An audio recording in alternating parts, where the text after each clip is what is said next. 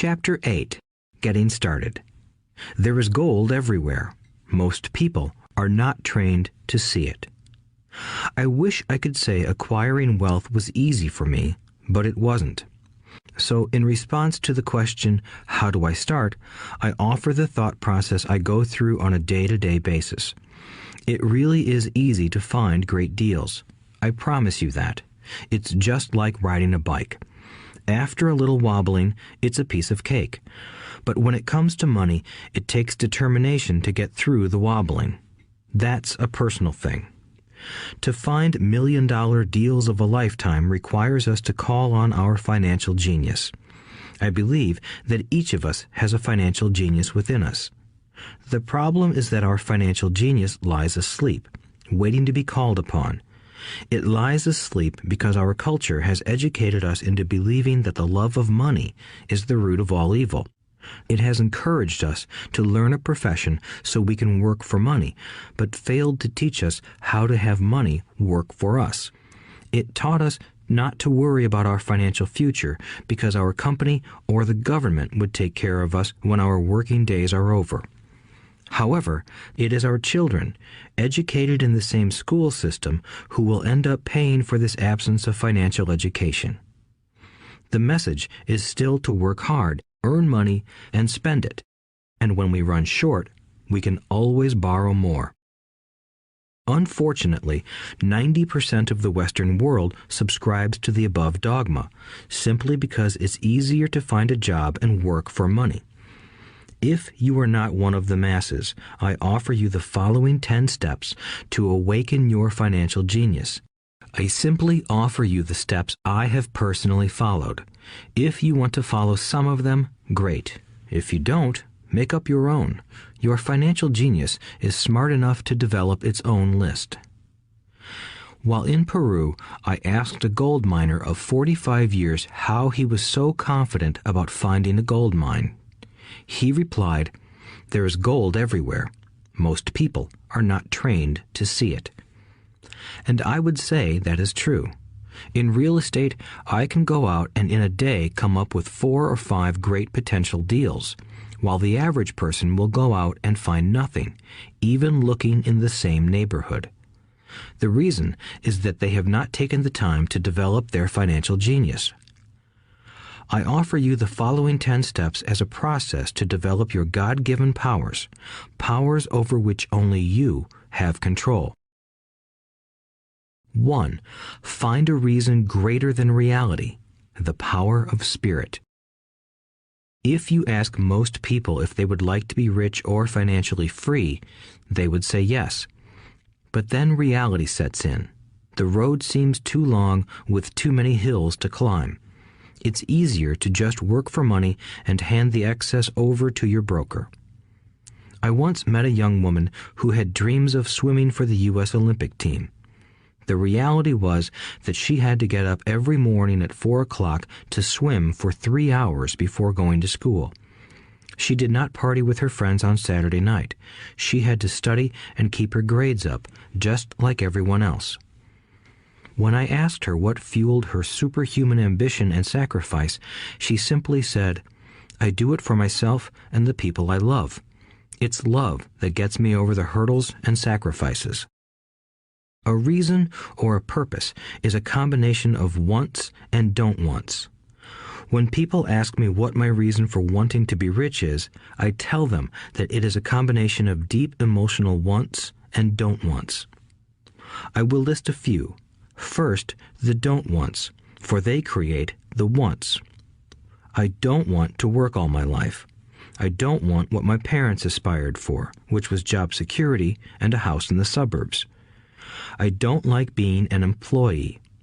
I hated that my dad always missed my football games because he was so busy working on his career. I hated it when my dad worked hard all his life and the government took most of what he worked for at his death. He could not even pass on what he worked so hard for when he died. The rich don't do that. They work hard and pass it on to their children. Now, the wants. I want to be free to travel the world and live in the lifestyle I love. I want to be young when I do this. I want to simply be free. I want control over my time and my life. I want money to work for me. Those are my deep-seated emotional reasons. What are yours? If they are not strong enough, then the reality of the road ahead may be greater than your reasons. I have lost money and been set back many times, but it was the deep emotional reasons that kept me standing up and going forward. I wanted to be free by age 40, but it took me until I was 47, with many learning experiences along the way. As I said, I wish I could say it was easy. It wasn't, but it wasn't that hard either. I've learned that without a strong reason or purpose, anything in life is hard. If you do not have a strong reason, there is no sense listening further. It will sound like too much work.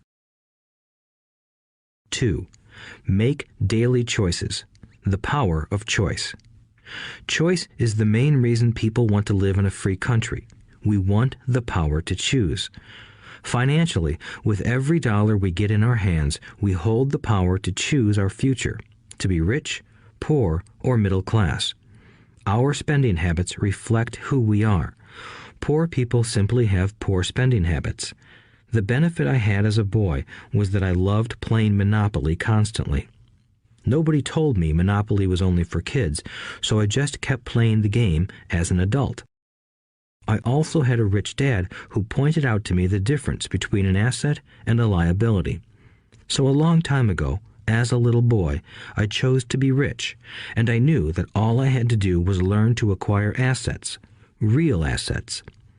My best friend, Mike, had an asset column handed to him, but he still had to choose to learn to keep it. Many rich families lose their assets in the next generation simply because there was no one trained to be a good steward over their assets. Most people choose not to be rich. For 90% of the population, being rich is too much of a hassle. So they invent sayings that go, "I'm not interested in money. I'll never be rich. I don't have to worry. I'm still young. When I make some money, then I'll think about my future. My husband or wife handles the finances." The problem with those statements is that they rob the person who chooses to think such thoughts of two things. One is time, which is your most precious asset. The second is learning. Having no money should not be an excuse to not learn, but that is a choice we all make daily. The choice of what we do with our time, our money, and what we put in our heads. That is the power of choice. All of us have choice. I just choose to be rich, and I make that choice every day. Invest first in education. In reality, the only real asset you have is your mind, the most powerful tool we have dominion over. Each of us has the choice of what we put in our brain once we're old enough. You can watch TV, read golf magazines, or go to ceramics class or a class on financial planning. You choose. Most people simply buy investments rather than first investing in learning about investing. A friend of mine recently had her apartment burglarized. The thieves took her electronics and left all the books. And we all have that same choice. 90% of the population buys TV sets, and only about 10% buy business books. So what do? I go to seminars. I like it when they are at least 2 days long because I like to immerse myself in a subject. In 1973, I was watching this guy on TV who was advertising a 3-day seminar on how to buy real estate for nothing down. I spent $385, and that course has made me at least $2 million, if not more. But more importantly, it bought me life. I don't have to work for the rest of my life because of that one course. I go to at least 2 such courses every year. I love CDs and audiobooks. The reason? I can easily review what I just heard. I was listening to an investor say something I completely disagreed with. Instead of becoming arrogant and critical, I simply listened to that 5-minute stretch at least 20 times, maybe more. But suddenly, by keeping my mind open, I understood why he said what he said. It was like magic. I felt like I had a window into the mind of one of the greatest investors of our time. I gained tremendous insight into the vast resources of his education and experience. The net result? I still have the old way I used to think, and I now have a new way of looking at the same problem or situation. I have two ways to analyze a problem or trend, and that is priceless. Today, I often say, how would Donald Trump do this, or Warren Buffett, or George Soros? The only way I can access their vast mental power is to be humble enough to read or listen to what they have to say. Arrogant or critical people are often people with low self-esteem who are afraid of taking risks. That's because if you learn something new, you are then required to make mistakes in order to fully understand what you have learned. If you have listened this far, arrogance is not one of your problems. Arrogant people rarely read or listen to experts. Why should they? They are the center of the universe. There are so many intelligent people who argue or defend when a new idea clashes with the way they think. In this case, their so-called intelligence combined with arrogance equals ignorance. Each of us knows people who are highly educated or believe they are smart, but their balance sheet paints a different picture. A truly intelligent person welcomes new ideas, for new ideas can add to the synergy of other accumulated ideas. Listening is more important than talking. If that were not true, God would not have given us 2 ears and only 1 mouth. Too many people think with their mouth instead of listening in order to absorb new ideas and possibilities. They argue instead of asking questions. I take a long view on my wealth. I do not subscribe to the get-rich-quick mentality most lottery players or casino gamblers have. I may go in and out of stocks, but I am long on education. If you want to fly an airplane, I advise taking lessons first. I am always shocked at people who buy stocks or real estate but never invest in their greatest asset, their mind. Just because you bought a house or two does not make you an expert at real estate. 3. Choose friends carefully. The power of association. First of all, I do not choose my friends by their financial statements. I have friends who have actually taken a vow of poverty, as well as friends who earn millions every year. The point is that I learn from all of them.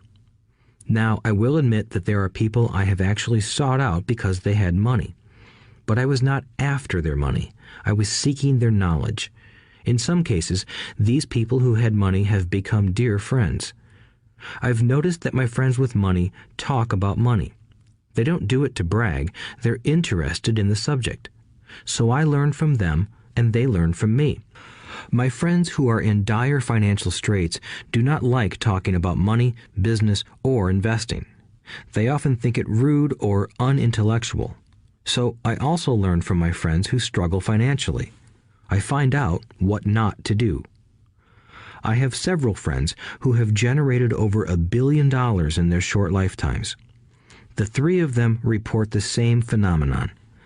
Their friends who have no money have never come to them to ask them how they did it, but they do come asking for one of 2 things, or both, a loan or a job. Warning: don't listen to poor or frightened people. I have such friends, and while I love them dearly, they are the Chicken Littles of life. To them, when it comes to money, especially investments, it's always, the sky is falling, the sky is falling. They can always tell you why something won't work. The problem is that people listen to them. But people who blindly accept doom and gloom information are also Chicken Littles. As that old saying goes, birds of a feather flock together. If you watch business channels on TV, they often have a panel of so-called experts. One expert will say the market is going to crash, and the other will say it's going to boom. If you're smart, you listen to both. Keep your mind open because both have valid points. Unfortunately, most poor people listen to Chicken Little. I have had many close friends try to talk me out of a deal or an investment. Not long ago, a friend told me he was excited because he found a 6% certificate of deposit. I told him I earned 16% from the state government. The next day, he sent me an article about why my investment was dangerous. I have received 16% for years now, and he still receives 6%. I would say that one of the hardest things about wealth building is to be true to yourself and to be willing to not go along with the crowd. This is because, in the market, it is usually the crowd that shows up late that is slaughtered. If a great deal is on the front page, it's too late in most instances. Look for a new deal. As we used to say as surfers, there is always another wave. People who hurry and catch a wave late usually are the ones who wipe out. Smart investors don't time the markets. If they miss a wave, they search for the next one and get themselves in position. This is hard for most investors because buying what is not popular is frightening. Timid investors are like sheep going along with the crowd. Or their greed gets them in when wise investors have already taken their profits and moved on. Wise investors buy an investment when it's not popular. They know their profits are made when they buy, not when they sell. They wait patiently. As I said, they do not time the market. Just like a surfer, they get in position for the next big swell. It's all insider trading. There are forms of insider trading that are illegal, and there are forms of insider trading that are legal. But either way, it's insider trading. The only distinction is how far away from the inside are you? The reason you want to have rich friends is because that is where the money is made. It's made on information. You want to hear about the next boom, get in and get out before the next bust.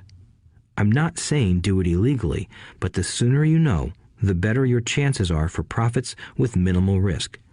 That is what friends are for, and that is financial intelligence. 4. Master a formula and then learn a new one. The power of learning quickly. In order to make bread, every baker follows a recipe, even if it's only held in their head. The same is true for making money. Most of us have heard the saying, "You are what you eat." I have a different slant. I say, "You become what you study." In other words, be careful what you learn, because your mind is so powerful that you become what you put in your head. For example, if you study cooking, you then tend to cook.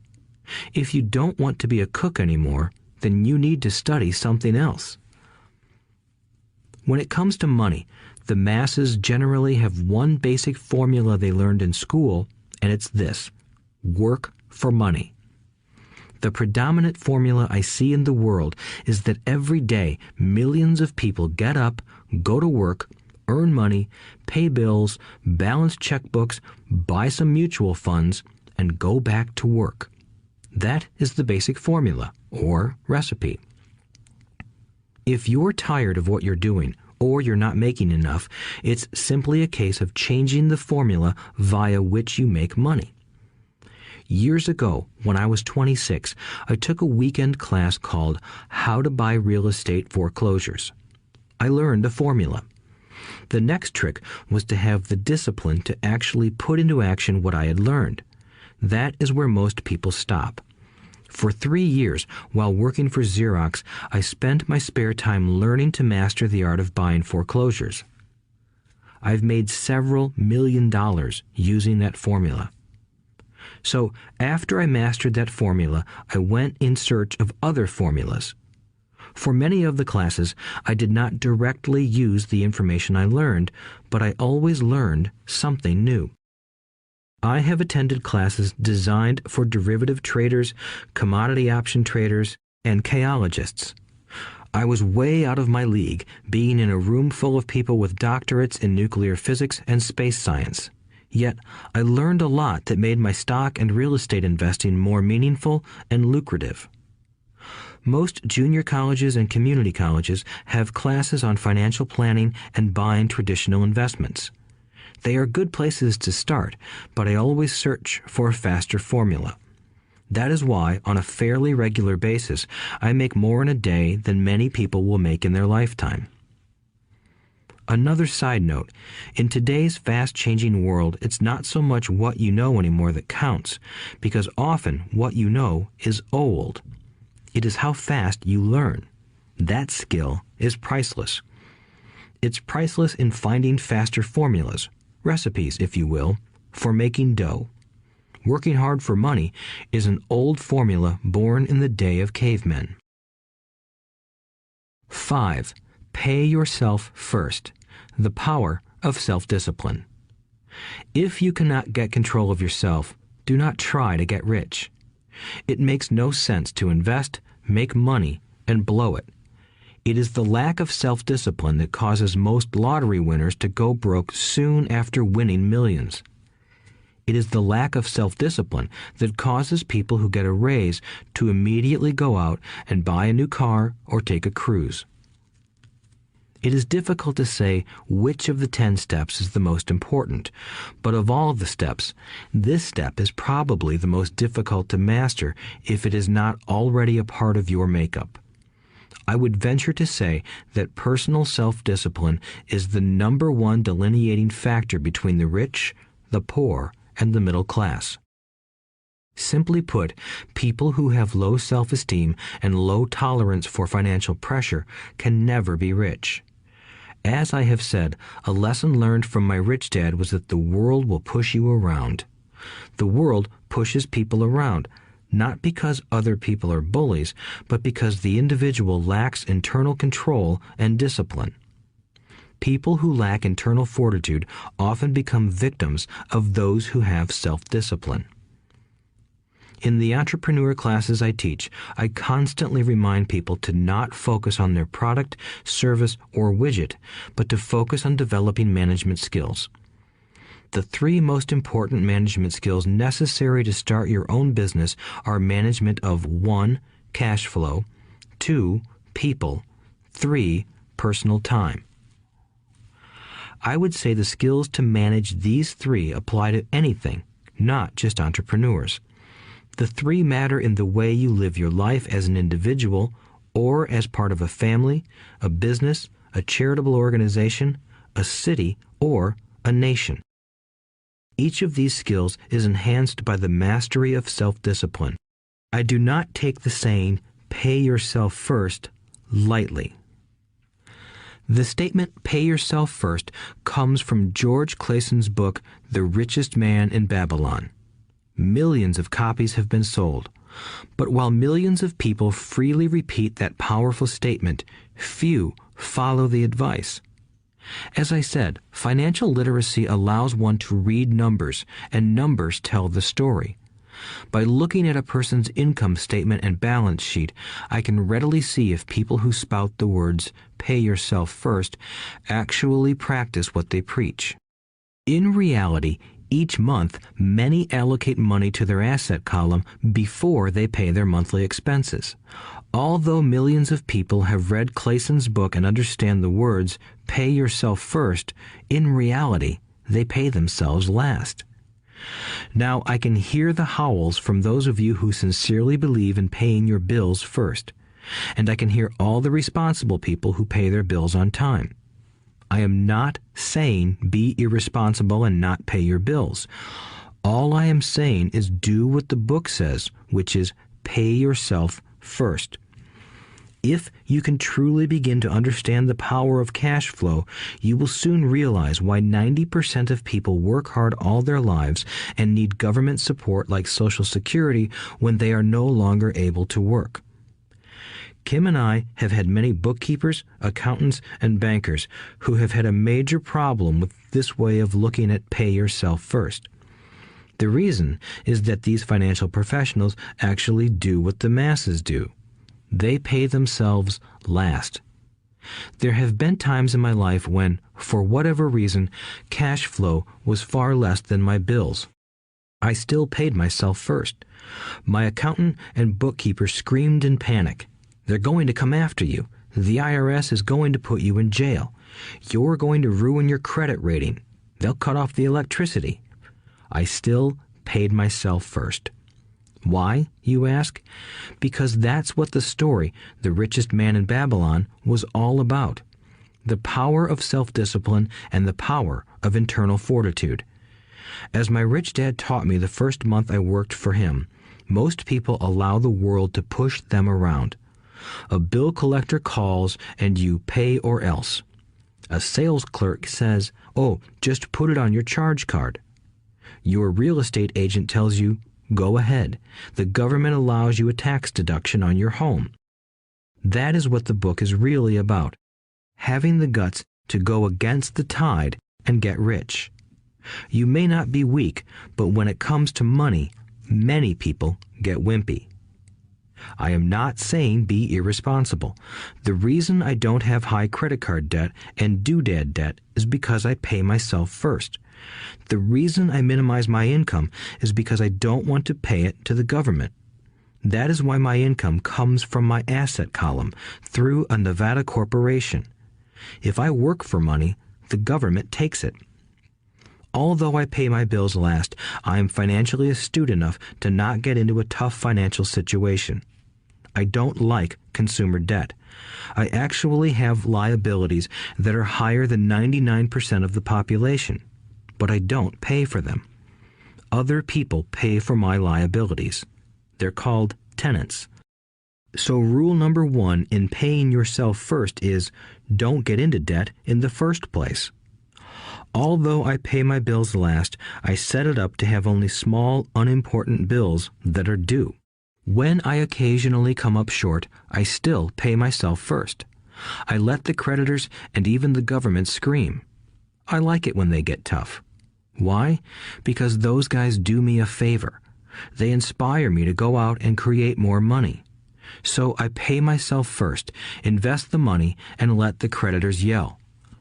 I generally pay them right away anyway. Kim and I have excellent credit. We just don't cave into pressure and spend our savings or liquidate stocks to pay for consumer debt. That is not too financially intelligent. To successfully pay yourself first, keep the following in mind. 1. Don't get into large debt positions that you have to pay for. Keep your expenses low. Build up assets first. Then buy the big house or nice car. Being stuck in the rat race is not intelligent. 2. When you come up short, let the pressure build and don't dip into your savings or investments. Use the pressure to inspire your financial genius to come up with new ways of making more money and then pay your bills. You will have increased your ability to make more money as well as your financial intelligence. So many times I have gotten into financial hot water and used my brain to create more income while staunchly defending the assets in my asset column. My bookkeeper has screamed and dived for cover, but I was like a good soldier defending the fort. Fort assets. Poor people have poor habits. A common bad habit is innocently called dipping into savings. The rich know that savings are only used to create more money, not to pay bills. I know that sounds tough, but as I said, if you're not tough inside, the world will always push you around anyway. If you do not like financial pressure, then find a formula that works for you. A good one is to cut expenses, put your money in the bank, pay more than your fair share of income tax, buy safe mutual funds, and take the vow of the average. But this violates the pay yourself first rule. This rule does not encourage self-sacrifice or financial abstinence. It doesn't mean pay yourself first and starve. Life was meant to be enjoyed. If you call on your financial genius, you can have all the goodies of life, get rich, and pay bills. And that is financial intelligence. 6.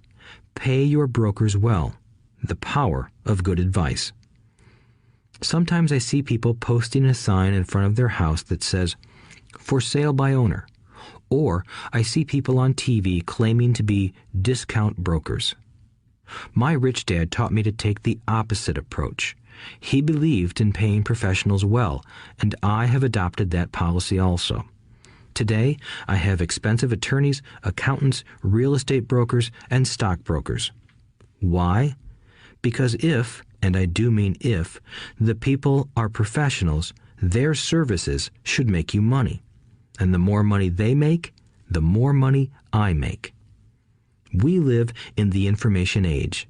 Information is priceless. A good broker should provide you with information as well as take the time to educate you. I have several brokers who do that for me.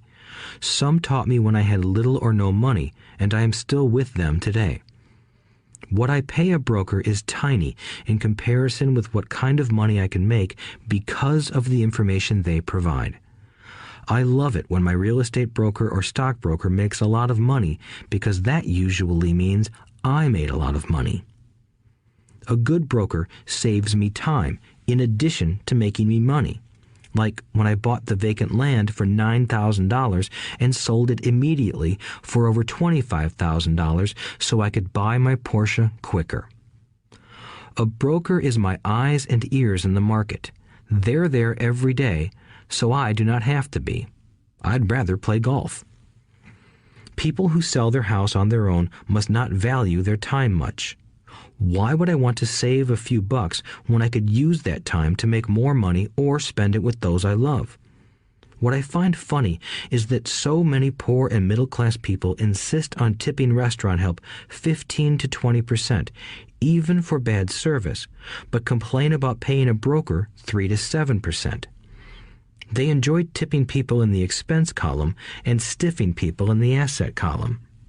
That is not financially intelligent. Keep in mind that not all brokers are created equal. Unfortunately, most brokers are only salespeople. They sell, but they themselves own little or no real estate. There is a tremendous difference between a broker who sells houses and a broker who sells investments.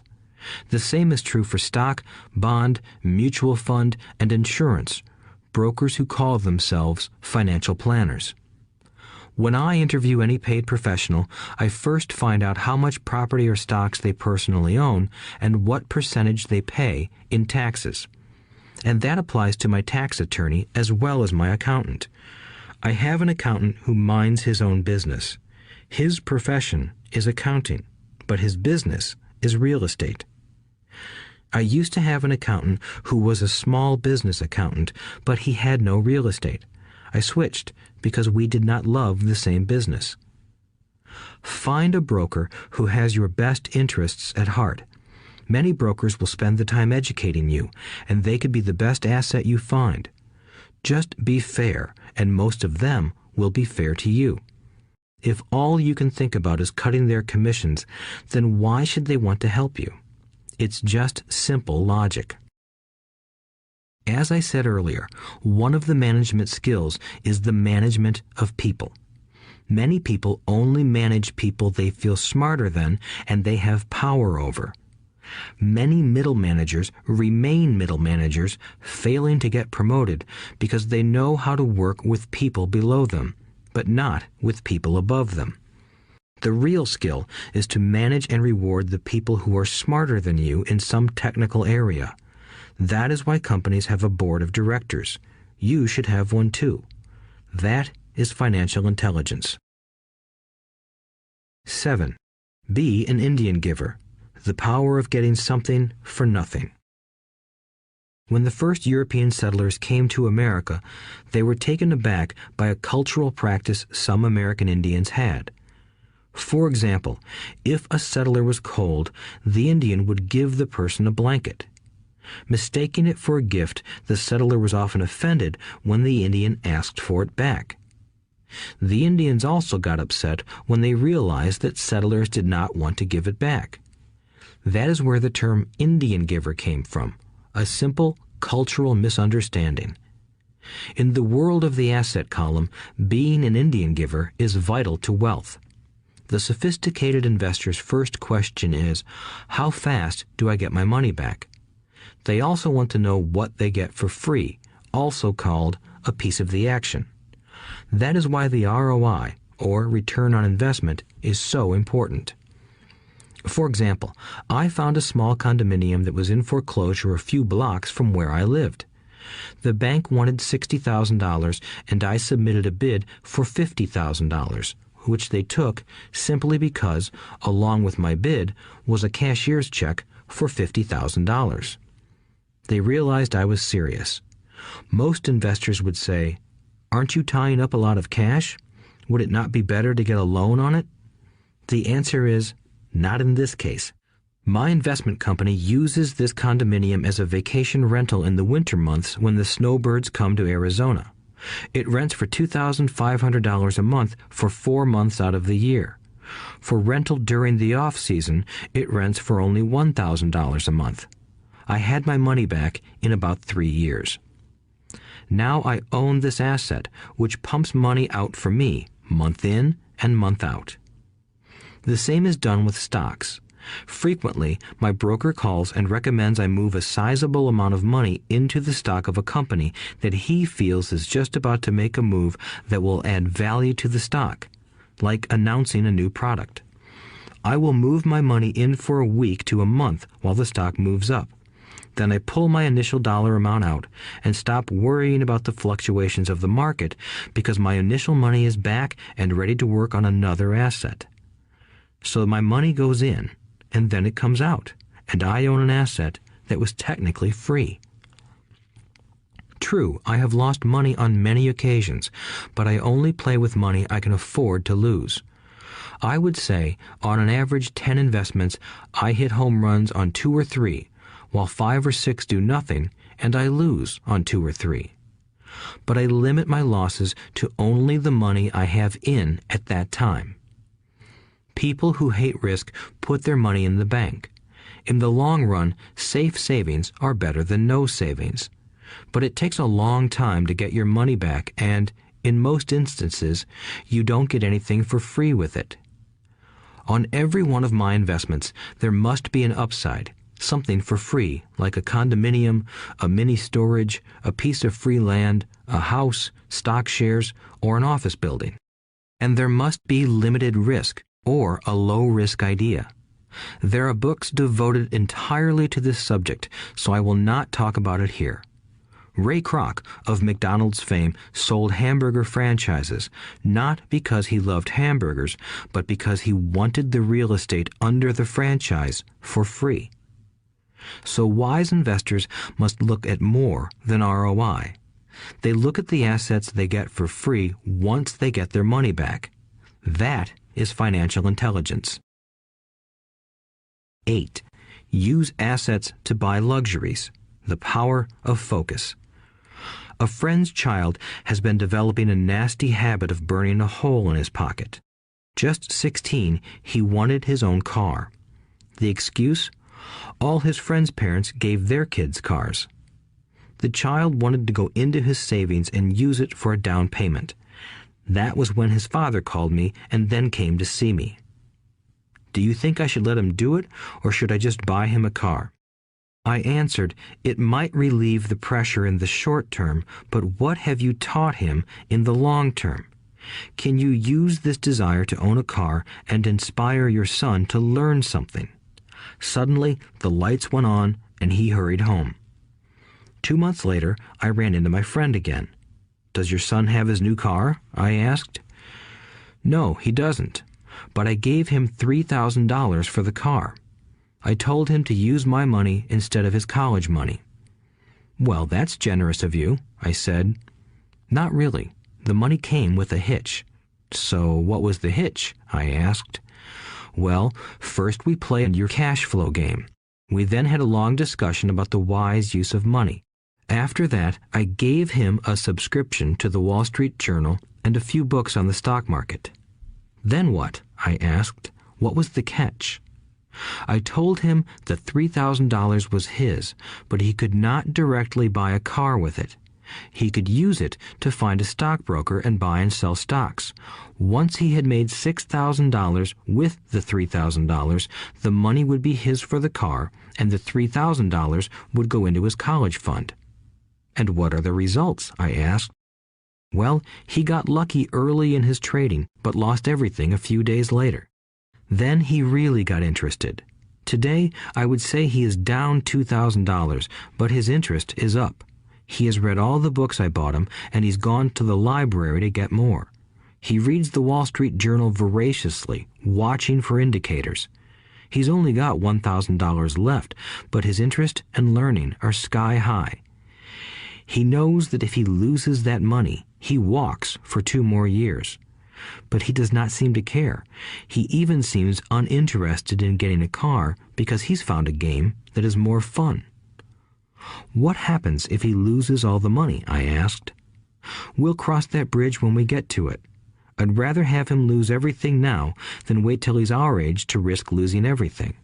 And besides, that is the best $3,000 I've ever spent on his education. What he is learning will serve him for life, and he seems to have gained a new respect for the power of money. As I said earlier, if a person cannot master the power of self-discipline, it is best not to try to get rich. I say this because although the process of developing cash flow from an asset column is easy in theory, what's hard is the mental fortitude to direct money to the correct use. Due to external temptations, it is much easier in today's consumer world to simply blow money out the expense column. With weak mental fortitude, that money flows into the paths of least resistance. That is the cause of poverty and financial struggle. The following example illustrates the financial intelligence needed to direct money to make more money. If we give 100 people $10,000 at the start of the year, I believe that at the end of the year, 80 would have nothing left. In fact, many would have created greater debt by making a down payment on a new car, refrigerator, electronics, or a holiday. 16 would have increased that $10,000 by 5 to 10%. 4 would have increased it to $20,000 or into the millions. We go to school to learn a profession so we can work for money.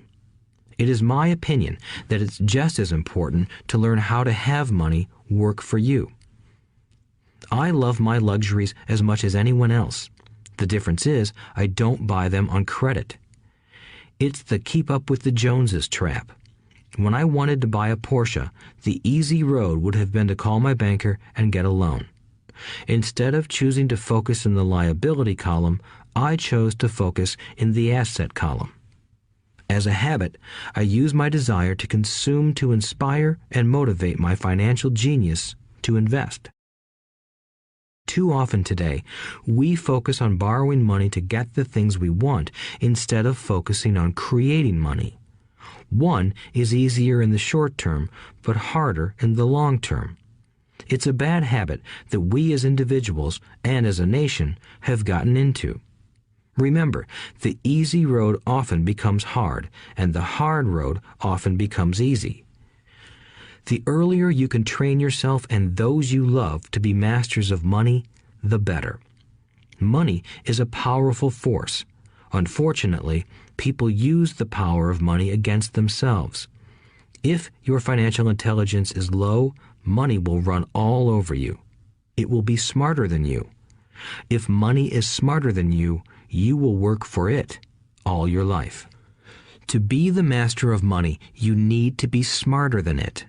Then money will do as it is told. It will obey you. Instead of being a slave to it, you will be the master of it. That is financial intelligence. 9. Choose heroes. The power of myth. When I was a kid, I greatly admired Willie Mays, Hank Aaron, and Yogi Berra.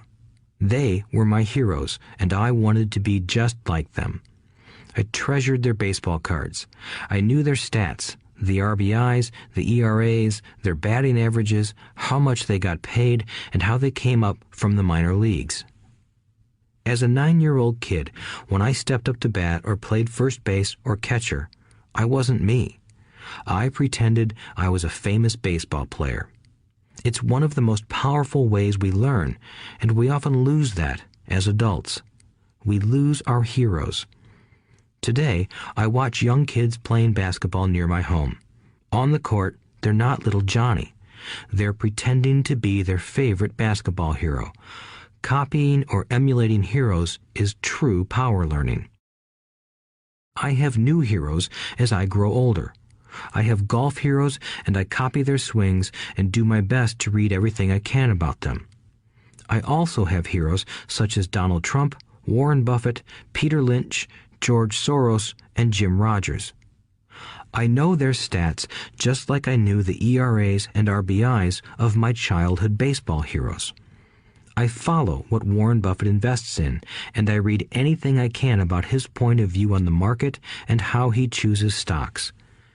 And I read about Donald Trump, trying to find out how he negotiates and puts deals together. Just as I was not me when I was up to bat, when I'm in the market or I'm negotiating a deal, I am subconsciously acting with the bravado of Trump. Or, when analyzing a trend, I look at it as though Warren Buffett were doing it. By having heroes, we tap into a tremendous source of raw genius. But heroes do more than simply inspire us. Heroes make things look easy. Making it look easy convinces us to want to be just like them. If they can do it, so can I. When it comes to investing, too many people make it sound hard. Instead, find heroes who make it look easy. 10. Teach and you shall receive. The power of giving. Both of my dads were teachers. My rich dad taught me a lesson I have carried all my life, the necessity of being charitable or giving. My educated dad gave a lot of his time and knowledge, but almost never gave away money. He usually said that he would give when he had some extra money, but of course, there was rarely any extra.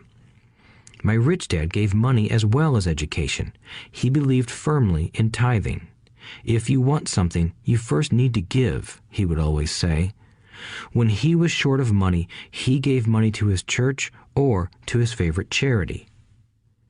If I could leave one single idea with you, it is that idea. Whenever you feel short or in need of something, give what you want first, and it will come back in buckets. That is true for money, a smile, love, or friendship. I know it is often the last thing a person may want to do, but it has always worked for me. I trust that the principle of reciprocity is true, and I give what I want. I want money, so I give money, and it comes back in multiples. I want sales, so I help someone else sell something, and sales come to me. I want contacts, and I help someone else get contacts. Like magic, contacts come to me. I heard a saying years ago that went, God does not need to receive, but humans need to give. My rich dad would often say, poor people are more greedy than rich people. He would explain that if a person was rich, that person was providing something that other people wanted. In my life, whenever I have felt needy or short of money or short of help, I simply went out or found in my heart what I wanted and decided to give it first. And when I gave, it always came back. It reminds me of the story of the guy sitting with firewood in his arms on a cold, freezing night. He is yelling at the pot-bellied stove, "When you give me some heat, then I'll put some wood in you." And when it comes to money, love, happiness, sales, and contacts, all one needs to remember is to give first. Often, just the process of thinking of what I want and how I could give that to someone else breaks free a torrent of bounty. Whenever I feel that people aren't smiling at me, I simply begin smiling and saying hello. Like magic, the next thing I know, I'm surrounded by smiling people. It is true that your world is only a mirror of you. So that's why I say, teach and you shall receive. I have found that the more I teach those who want to learn, the more I learn. If you want to learn about money, teach it to someone else. A torrent of new ideas and finer distinctions will come in. There are times when I have given and nothing has come back, or what I have received is not what I wanted. but upon closer inspection and soul-searching, I was often giving to receive in those instances instead of giving for the joy that giving itself brings. My dad taught teachers, and he became a master teacher. My rich dad always taught young people his way of doing business. In retrospect, it was their generosity with what they knew that made them smarter. There are powers in this world that are much smarter than we are. You can get there on your own, but it's easier with the help of the powers that be. You only need to be generous with what you have.